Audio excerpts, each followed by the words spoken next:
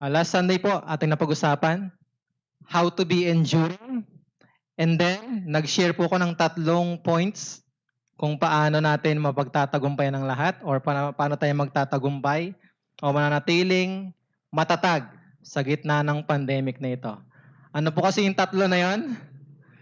Kung naalala, paano ka mananatiling matatag sa panahon ng pandemic? Number 1, so know your condition. Alam mo dapat yung ginagalawan mong panahon, kung gaano kalaking problema meron ka at kung ano yung problema. Yung problema mo at yung problemang pansarili. Number 2, know the right reaction. Pangalawa. So, kailangan marunong kang pumili. Paano ka magre-react sa panahon ng problema? Ikaw ba'y lalayo sa Diyos o mas lalong lalapit? So, number 3, ano po yun? So, consult and listen. So, kailangan mong lumapit sa Diyos sa panahon ng problema. Kasi siya lang ang makakatulong sa'yo. Amen po ba? Pagpatuloy po natin. How to be enduring. So, mag-focus po tayo sa umagang ito sa knowing your condition. Ano po ba ang importansya na sa panahon ng problema, sa panahon na maraming struggle sa buhay mo, na sunod-sunod, palaki ng palaki, nag-mutate, ano ang kahalagan ng pagkakaroon ng kaalaman sa iyong tunay na kondisyon? What is the importance of knowing your condition? So pag-aralan po natin dito ang buhay ni Haring David. Ito po yung ating prinsipyo ng mensahe. Kung i-summarize po natin yung message sa umagang ito po yun. Gaano man kahirap ang problema, kung ikaw ay sa Diyos humihingi ng gabay, ikaw ay laging magtatagumpay. Amen po ba? Isa lamang po talaga ang kailangan natin sa panahon na marami tayong problemang pinagdadaanan. Kailangan natin yung liwanag. Kailangan natin yung patnubay, yung gabay ng Diyos. Bakit? Ito po yung susi para magtagumpay ka laban sa lahat ng problema. Amen o ba? Okay, hindi problema ang sukat ng problema. Pinalitan ko lang po yan kasi po, nag-focus po tayo ngayon saan? Knowing your condition. Hindi problema ang sukat ng problema. Ano po yung problema natin madalas? Ang problema ay ang sukat ng karunungan. Marunong ka bang maghanap ng solusyon sa problema? So, nalaman mo na yung condition mo. May problema, may struggle. Ay, ganito pala yung problema ko. So, gaano ka karunong, gaano ka kawise, gaano ka kadiskarte maghanap ng problema? Yun po ang tunay na problema, hindi yung problema. Amen po ba? Maraming tao, ang problema nila, hindi alam dumiskarte. Walang diskarte. Pag sabi sa katabi, dapat madiskarte. Hindi po ako nagsasalita tungkol lamang sa pera, sa negosyo, online selling. Idagdag po natin dito yung spiritual na diskarte. Sa panahon ba ng problema, patuloy ka pang nananalangin? Nagbabasa ng Bible? O nawawala yung diskarte mong spiritual at puro ka lang yung sarili mong diskarte? Kailangan po balanse, spiritual at yung physical na diskarte mo. Amen po ba doon? Ang iyong spiritual na resistensya ay nakadepende saan? Review po ito, pananampalataya lagi. Kung mahina ang pananampalataya mo, hindi ka lalapit sa Diyos. Kaya po may pagkakasunod na naman yan. Pananampalataya, karunungan, solusyon. Kung marunong ka, masusolusyon naman yung problema mo. Kung wala kang karunungan na galing sa Diyos, saan ka hahanap ng solusyon? Kaya sa Diyos po lang nagsisimula. 1 Corinthians 10:13, dito po ako nagtapos last Sunday, at dito po tayo magsimula ngayon. No temptation has overtaken you except what is common to mankind. And God is faithful. He will not let you be tempted beyond what you can bear.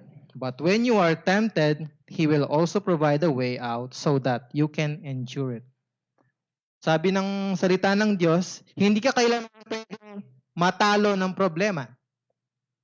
Bakit? Kung mas malaki yung pananampalataya mo sa problema, kaya nitong saluhin ang problema. Pero kung ang problema, mas naunahan pang lumaki kaysa sa pananampalataya mo, ano mangyayari sa baso? Parang binasag ng yelo. Kaya kailangan mas inuunahan mo yung problema. Pag sabi sa katabi, kasi, minsan kasi gusto nating nauunahan tayo ng problema. Diba, pag-usapan po natin si Haring David. Ang nakabless itong si King David kasi ngayon po, ang turing sa kanya ng mga Israelites, mga taga-Israel, he is the greatest king. Sunod sa Panginoong Yesus. Siyempre po, ang king ng Israel, sino? Ang tunay na king, si Lord. Siyempre, the greatest king, si Lord. Pero pag-uusapan natin kung sino yung greatest king na tao, ang itinuturing po ng greatest king, sino? Si King David. May kita po natin kung bakit. 2 Samuel 21, sa panahon ng paghahari ni David, 3 sunod-sunod na taon na nagkaroon ng tagutom. Ano po yung problema? May tagutom po. 3 sunod-sunod na taon. Ilang buwan na po yung COVID? Buwan pa lang siya, no? 7? March po no? Pero sabihin natin January. Magsa-7 na rin po siya. Pero sa panahon ni King David, at siya pa yung hari, 3 taon, sunod-sunod na tagutom. Lahat po dito, alam nagutom, di ba? Pero hindi nagutom sa pandemic. Nagugutom lang kasi nalilate sa oras ng pagkain. Oo. Panahon ng ni David, Haring David, 3 taon, sunod-sunod. Tagutom. Ang sabi ko nga lang, sa prayer meeting namin ng young people, kung presidente ka sa panahon ng pandemic, abay, ibang problema yung kaharapin mo. Gaano kaya kalaki yung problema ni President Duterte, no? Kung mayor ka nga lang, di ba? Hindi ba malaking problema yon? Yung presidente ka pa sa panahon ng pandemic. Sa panahon ng tagutom, si Haring David ang king. Pero tignan niyo po yung ginawa niya. Tignan niyo po, kaya sumangguni siya kay Yahweh. Ito po yung sinasabi ko, bakit siya yung greatest king ng Israel. May problema yung bansa niya, anong ginawa niya? Sumangguni siya kay Yahweh. Kayo po ba? Ano pong ginagawa natin? Kapag tayo may problema, kanino tayo sumasangguni? Kanino tayo lumalapit? Kay Lord ba o kay friend? Kay kapitbahay? Kay Lord po dapat tayo lumalapit. Ito ang kanyang tugon. Sumagot po ang Panginoon. Maraming buhay ang inutang ni Saul at ng kanyang sambahayan sapagkat ipinapatay niya ang mga Gibeonita. Ito po yung the best na example ng pagiging humble before God. Kapag po may problema tayo, kanino tayo sumasangguni? Ang Haring David po, 3 taon na nagutom. So alam niya may problema. Pero hindi niya alam ano. So dahil tanong siya sa Panginoon, sumangguni siya, nalaman niya, sumagot yung Panginoon. Ano daw yung problema? Maraming buhay ang inutang ni Saul.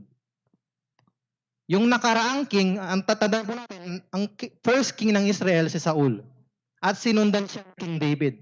So yung kasalanan ni King Saul, napasa sa next generation ng king. At damay ang buong bansa. Ang sarap po siguro marinig, no? yung presidente natin, nagpa-pray. Lord, ano po ba yung problema ng Pilipinas? Bakit nagka-pandemic? Siguro ang sarap makita sa bahay. Lord, bakit po yung anak ko laging may sakit? Lord, bakit ang dami naming utang? Lord, bakit po naghihirap kami ngayon? Siguro, kung gano'n tayo King David, di ba? At tuloy po natin para makita po natin ano po yung naging epekto ng pagtatanong ni David. Nagtanong siya bakit? Gusto niya ano yung kondisyon. Kaya nga, pag-usapan natin, ano yung importansya na inaalam mo yung kondisyon mo? Inquiring is one of the best way to gain knowledge. Kaya nga po pag nagtatanong yung mga bata, huwag niyo pong sasagutin. Ang kulit-kulit. Puro ka tanong. Di ba minsan, ganun pag marami silang tanong. Ginaganon na natin. Pero pag nagtatanong po yung bata, alam niyo po ba yung epekto sa kanila? Sila po yung marunong na bata kasi madaming tanong. Pag nabigyan mo siya ng sagot, malalaman niya, natututo siya. Inquiring is one of the best way to gain knowledge. Kung gusto malaman ang kondisyon, tanong ng Panginoon.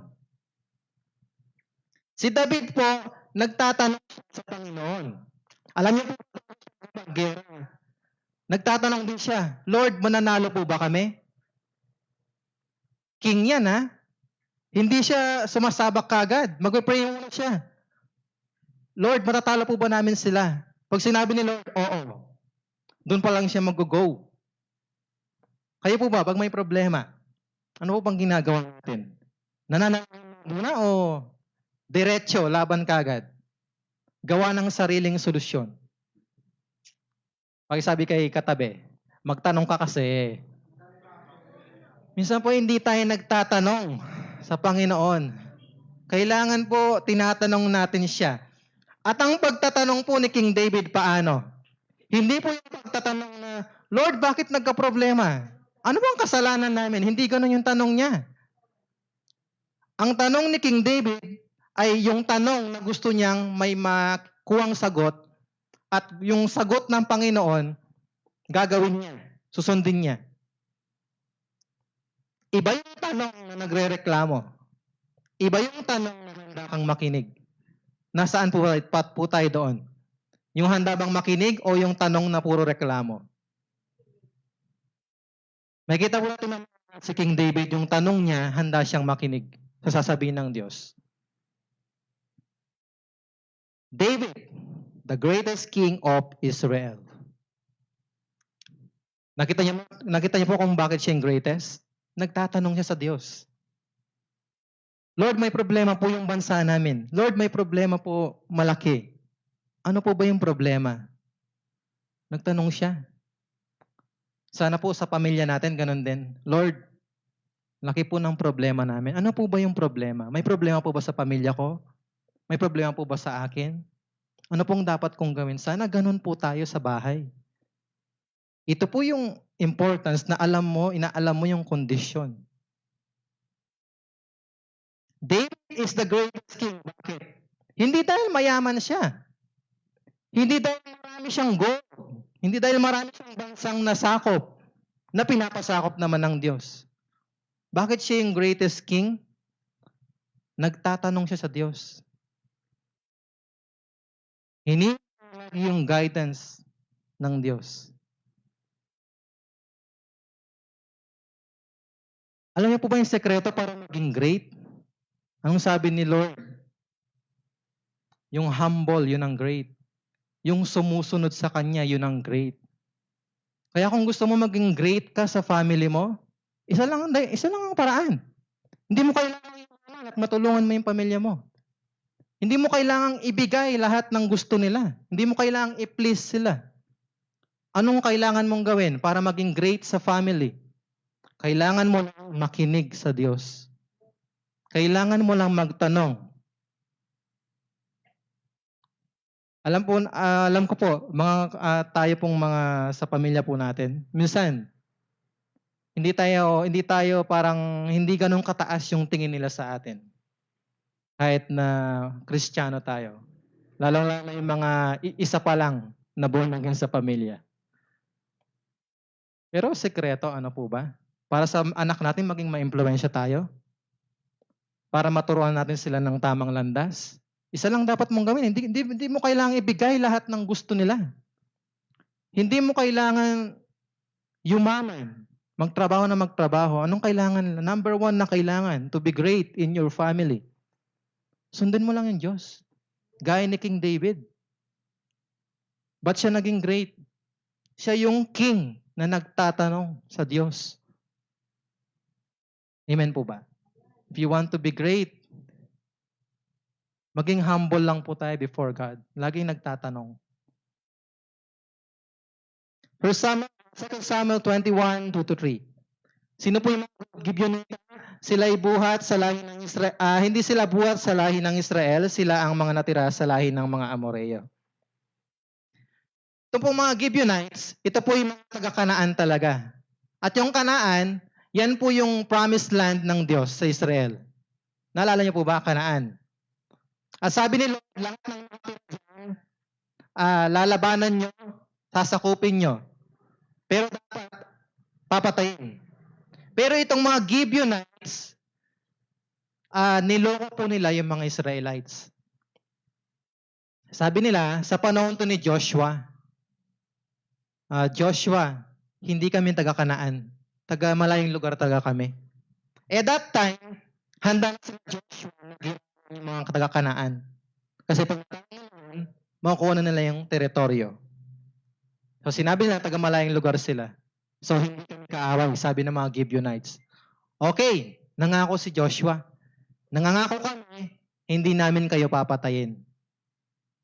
Pero nung time na nagka-war na, nalaman nila sila'y taga-Kanaan.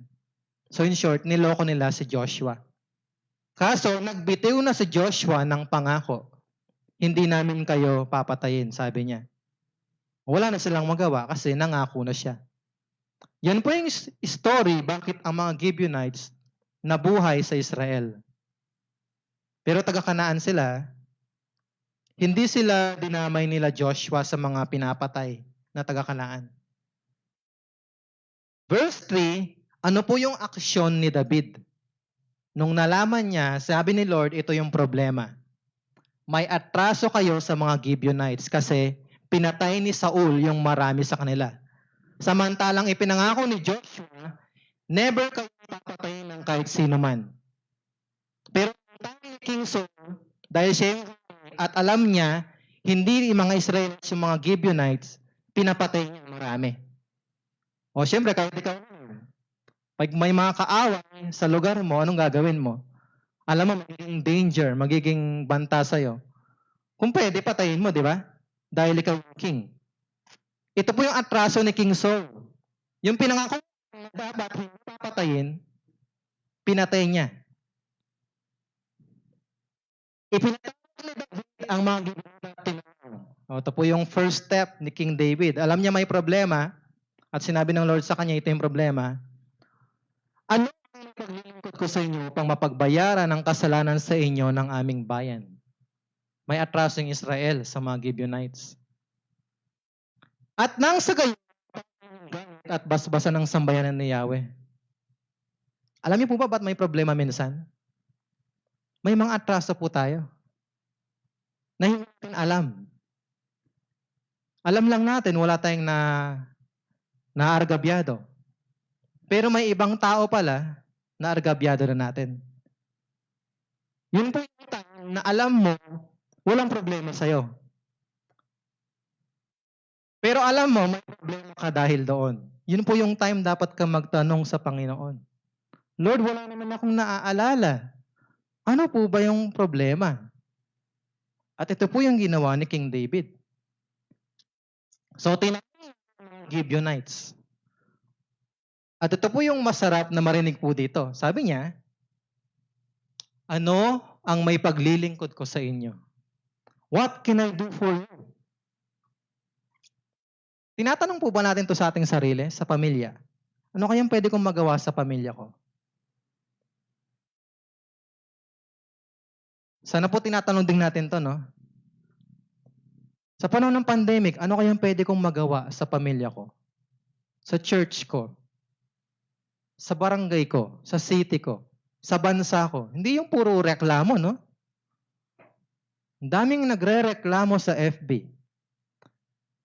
Kaya nga minsan sinasabi nila, ang Pilipinas daw ay isang bansa na kung saan pag wala kang ambag, bawal kang magsalita. Totoo, bawal kang magsalita, kailangan may naitulong ka muna. Hindi yung wala ka nang naitutulong, nagre-reklamo pa. Tumulong ka muna. Isipin mo muna anong may tutulong mo. Pag naitulong mo na, okay, comment ka na. Minsan kasi nasosobrahan tayo ng freedom of expression and speech. Ay, karapatan ko na magsalita eh. Ba't babawalan nila ako? Eh, kaso hindi nakakatulong yung sinasabi. Buti sana kung nakatulong, di ba? Ay, galit ako sa mga... Sorry po. Sumagot sila. Sumagot na po. Ang mga Gibeonites.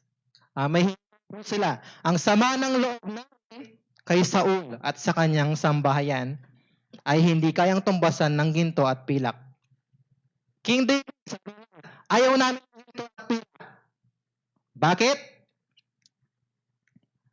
Ayaw rin namin sa Israel. Kung ano ang dapat kong sa inyo, sabi ni King David. Verse 5, sumagot sila, hinangad po ng Saul na ubusin ang lahi namin sa Israel. Kaya, next, ibigay sa amin ang 7 sa king mula sa kanyang angkan.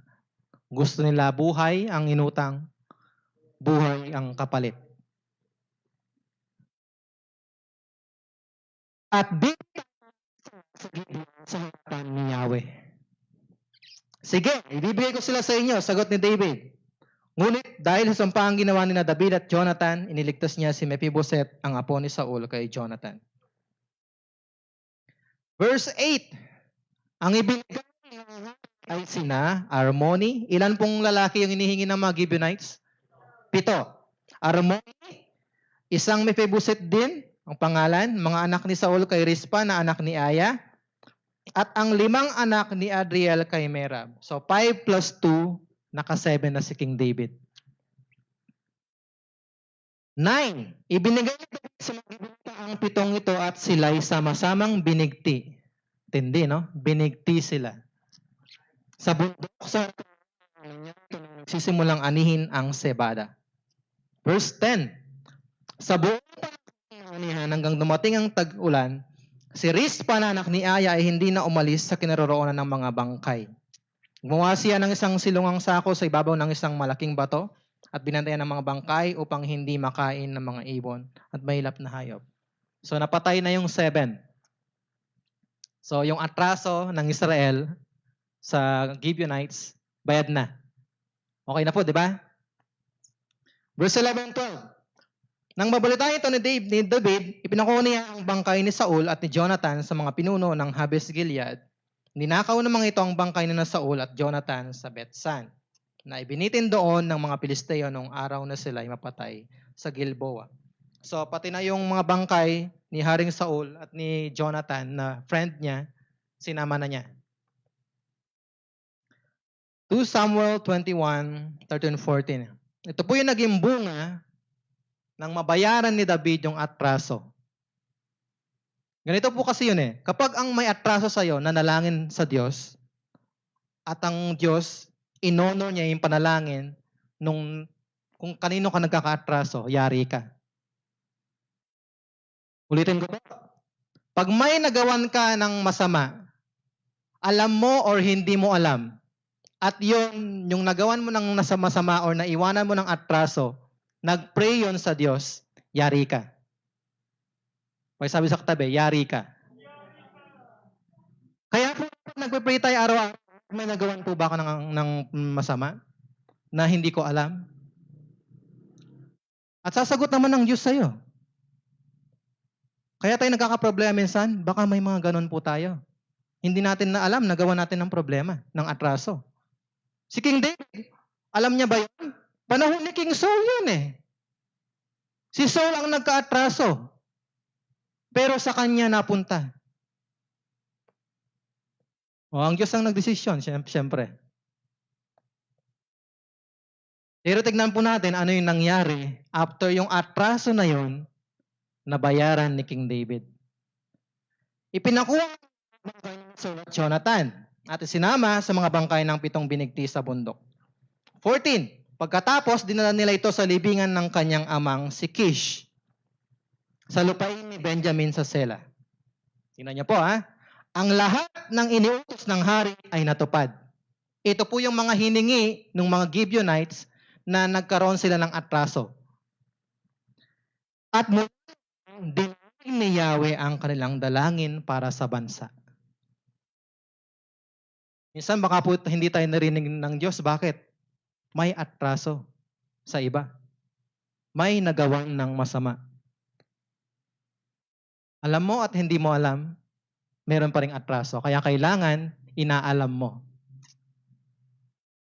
Pagsabi sa katabi, alamin mo kasi.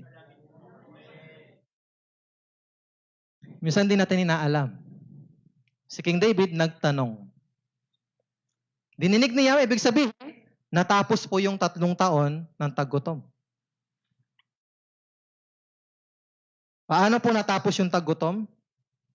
Nagtanong si David sa Diyos. At yung sinabi ng Diyos, anong ginawa ni David? Sinunod niya. Pag nagtatanong tayo, kailangan, handa kang makinig. Handa kang sumunod. Hindi yung puro tanong na reklamo. The importance of knowing your condition. Number 1, knowing our condition brings us to a right starting point. Ito po yung problema natin minsan. Alam natin may problema, alam mo na yung problema, alam mo na yung condition mo, pero hindi mo alam saan magsisimula. Tama po ba? Maraming time ganito. Hindi mo alam kung saan magsisimula. Ay Lord, saan po ako magsisimula? Ba't ganito? Yung gulong-gulo ka na, hindi mo alam saan mo umpisahan. 2 Samuel 21, 2-3. Pinatawag ni David ang mga Gibeonita at tinanong, anong may paglilingkod ko sa inyo upang mapagbayaran ang kasalanan sa inyo ng aming bayan? At nang sa gayon ay mapawi ang inyong galit at basbasa ng sambayanan ni Yahweh. Saan nagsimula si King David? So sabi ng Diyos, dahil ito sa mga pinatay ni King Saul. So saan siya nagsimula? Yung mga Gibeonita. Sinimulan niya doon. So kung saan nagka-atraso, doon nagsimula si King David. Pag nalaman mo na, naalala mo kung kanino, saan ka nagka-atraso, ayusin mo. Baka kulang ka ng prayer. Baka puro ka reklamo, kaya ang Lord nagagalit na sa'yo. Baka meron ding nagagalit sa'yo ng kapitbahay o tao.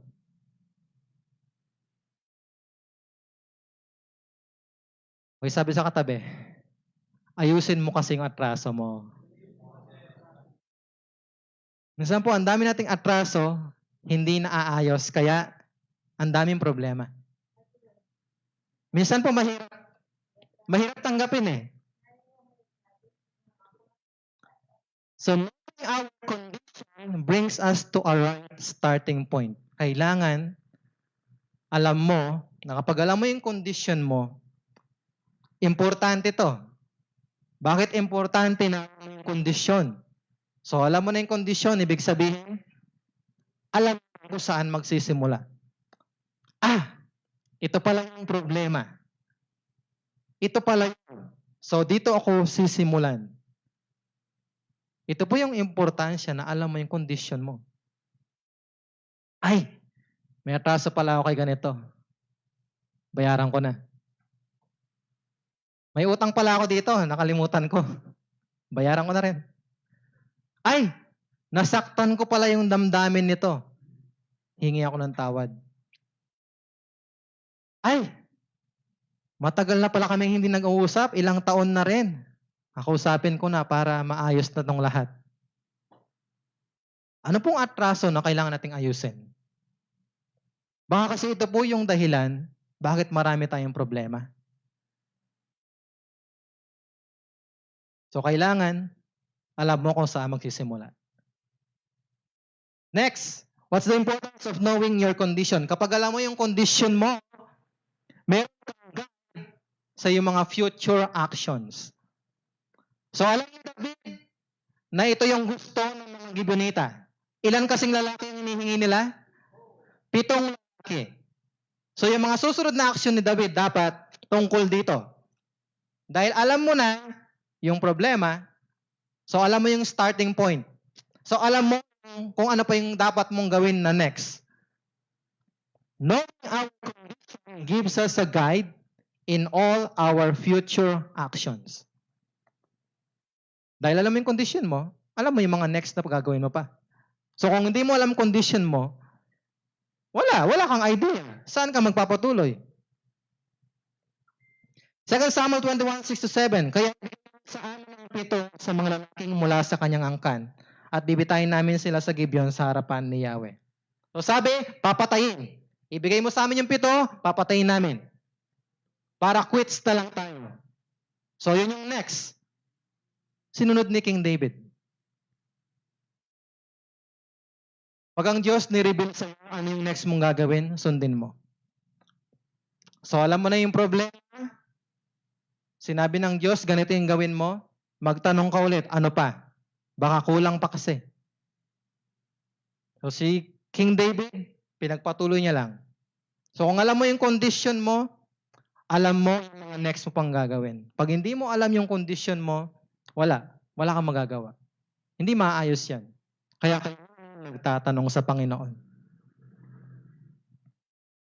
Number 3, knowing our condition guarantees a right solution. Pag hindi mo alam yung condition mo, paano ka maghahanap ng solusyon? Pag hindi mo alam yung condition mo, paano ka maghahanap ng solusyon? Hindi mo nga alam yung problema mo, paano mo susolusyonan? O kailangan, tanungin mo muna, ano yung problema? At pag sumagot ang Diyos, kasama na yung solusyon. Sundin mo lang. 2 Samuel 21:14. Pagkatapos, dinala nito sa libingan ng kanyang amang si Kish. So ginawa lahat ni King David, yung hinihingi ng mga Gibeonites. At yung sinabi ng Lord. Dinili para sa bansa. So ano po naging resulta ng lahat ng pagtatanong ni King David? At yung pagsunod niya sa sinabi ng Diyos. Natapos po yung 3 taon ng taggutom. Gusto mong matapos? Pagkatanong yung katabi, gusto mong matapos? Magtanong ka. Sabihin mo sa katabi mo, magtanong ka. Makinig ka. Sundin mo ang sinasabi ng Diyos. Kaya po minsan ayaw matapos. Ayaw natin magtanong. Or wala tayong magtanong. Sobrang busy. Pag sabi sa katabi, huwag kang masyadong busy. Minsan po, busy tayo saan? Alam mo may problema. Busy ka kakagawa ng sariling solusyon. Pero kung tinanong mo ng Diyos, di sana, direct to the point ka na. Nandun na kaagad yung solusyon. Si King David ba nagtanong sa iba? Ano kaya yung problema natin? Ba't may taggutom dito? Dumirekta si David sa Panginoon. The importance of knowing your condition. Number 1, knowing our condition brings us to a right starting point. Pag inalam mo yung condition mo, yung problema, alam mo kung saan ka magsisimula. Pag hindi mo alam yan, wala kang masisimulan. Tuloy-tuloy na yung problema na yan. Number 2, knowing our condition gives us a guide in all our future actions. Pag hindi mo inalam yan, wala. Hindi ka nga nakapagsimula. May magagawa ka pa? Kailangan alamin mo. Number 3, knowing our condition guarantees a right solution. Kapag alam mo yung problema, sigurado magagawa mo ng solusyon. Pero kapag hindi mo lang ano yung problema, Wala. Huli yung solution mo. Kahit naman sa math eh. Pag ang solution mo, zero, no? Ni yung mga proseso mo, hindi grade eh. Kung 5 points yun, zero ka na kagad. Dahil mali yung answer. Ako nang ginagawa ko, yung solution, pag nakita ko may sinulat naman, 2 points. Pero sa buhay, iba. Kung ano yung problem, kailangan tama din yung solution mo. Kaya importante, alam mo ano yung problema para masolusyonan mo. Santiago 5:5. Ngunit, ang sino man sa inyo ay kulang sa karunungan, humingi siya sa Diyos at siya ay bibigyan. Sapagkat ang Diyos ay nagbibigay ng sagana at di nanunumbat. Ito pong verse na to, favorite po na rin to. Ang Diyos nagbibigay ng karunungan sa kahit sino man sa atin. Pero alam niyo po ba na ang verse na ito, yung mga sinundan niyang verse patungkol sa problema? Pwede po itong general, pwedeng specific. Ibig sabihin, kung may problema ka at naitanong mo na sa Diyos, kanino kayo para solusyonan yung problema? Sa Kanya rin. Santiago 5:5. Dito po ako magtatapos. Kwento ko po. Praise God. At wag po ako yung maitaas sa umagang ito. Ang Diyos lamang ang dapat maitaas. Noong April po, kasalukuyan, magto 2 months na po yung pandemic, no? Magto 2 months na, no? March 15, April. Yes. Bago matapos po yung April, ito pong verse na to kasama po sa QT natin. Kung nasusundan niyo po. Ito pong 2 Samuel chapter 21. Bandang April po ito, nakaschedule sa ating daily na Bible reading. At nung time po na yun, nabasa ko po ito. At nagtataka po ako, bakit yung sakit ko sunod-sunod? Ano yung mga naging sakit ko? Naging acidic po ako. Yung tipong magigising ka ng 3:00 ng madaling araw, na yung sikmura mo talagang hindi ka makatulog. At yung pag inatake po ako ng acid, hindi simpleng masakit lang. Sumusunod po yung hininga ko. Lumalalim. Yung short ang hinga mo. Yung talagang ganon. Siyempre, pag nag-short na, yung puso mo, siyempre, ninervyusin ka. Ay Lord, mamatay na ba ako? Nagaganon po ako. Dahil lang sa acid. At doon din po ako nagsimulang maggamot ng panibagong gamot sa high blood. At marami pa ako nararamdaman. Masakit yung left chest ko. Maraming sakit sa buong katawan. Nagtatanong talaga ako sa Panginoon, Lord, bakit pandemic na pandemic? Sunod-sunod. Nagkaroon pa po noon ako ng time na pinaggamot talaga ako ng doktor. 2 months. 2 months na gamutan. At least, medyo nawala. Pero hindi po dahil sa gamot. Dahil po, nagtanong ako sa Diyos. Ano po yung nangyari? Nabasa ko po itong 2 Samuel, chapter 21. Ang sabi, si David ay king. So may mga tao na may atraso yung Israel sa kanila. At si King David, wala siyang ginagawa para yung atraso ng Israel sa mga tao na yon maayos. At nang nangusap po yung Diyos sa akin, ang sabi, Hoy, Long. Parang ganun lang. Hoy, Long. Hari ka rin. Saan ka hari? Naalala ko po, namatay na yung tatay ko. So, sino yung next? Next na mamamatay? Hindi ako. Yung tatay ko, stepfather ko wala na. So, sino na yung magiging breadwinner sa pamilya? Ako na. Ako na yung king ngayon sa pamilya ko. So, naalala ko, may kapatid ako na nag-asawa at hindi kami okay nun. Mula naman pagkabata talaga, hindi kami okay nun. So, talagang sinasabi sa Kapampangan, memaksing ko. Tinamaan ako doon sa verse na yon. Long, ikaw na yung pumalit sa tatay mo ngayon. Kailangan ayusin mo yung pamilya mo. Yung kapatid ko po na yon, talagang hindi kami okay mula pagkabata. Pati po nung nag-asawa siya, kapag nakikitulog sa amin, kasi minsan tumatagal sila, o siyempre yung budget po namin mayayari. Dahil doon sila tumitira, pati asawa niya. Minsan po, parang gumagawa ko ng mga paraan na umalis sila. O siyempre, naka-budget po kami. Tapos siya, nag-asawa na siya, hindi niya pa kayang bumukod. Kaya po, tingin ko dahil doon, kaya nagkakasakit ako. Si King David, bakit po nagkaroon ng tagutom? Ang ano sabi ng Diyos? May mga Gibeonites na may atraso kayo. Pinatay ni Saul, pinangakuan, hindi papatayin, pinatay ni Saul. So ako rin, talaga nangusap yung Diyos. Long, ikaw na yung hari ngayon. Anong ginagawa mo? Ikaw na yung hari sa family mo. Ba't hindi mo maayos ngayon? Alam niyo po ba kayo din? Kahit babae ka, kung Kristiyano ka, nag-iisang Kristiyano, or ilan lang kayong Kristiyano sa bahay, kayo yung hari.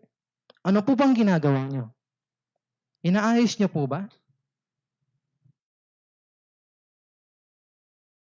Alam niyo po ba nung time na yon, nung talagang nangusap yung Diyos, Long, ikaw yung king.